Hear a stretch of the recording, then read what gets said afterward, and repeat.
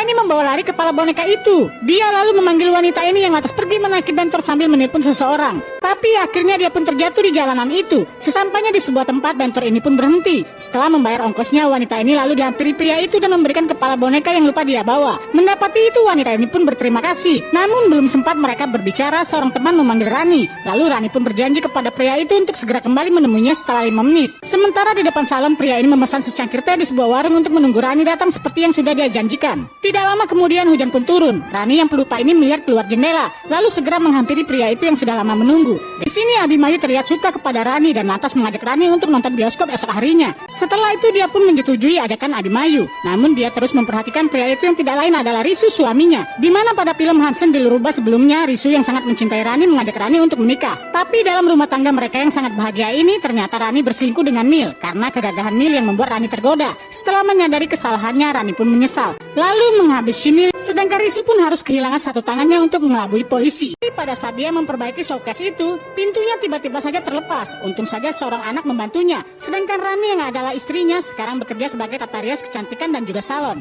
Dia selalu mengumpulkan uang yang dia dapatkan untuk disimpan. Dan juga Rani terlihat berjalan ke kantor sebuah travel untuk menitipkan uang tersebut. Tidak lama kemudian Risu akan datang mengambil uang itu. Semua ini mereka lakukan demi terhindar dari kejaran polisi. Walaupun saat ini mereka seolah-olah tidak saling mengenal. Tapi Risu sudah mempersiapkan segala sesuatunya untuk membawa Rani kabur ke luar negeri. Risu juga bekerja sebagai tenaga pengajar.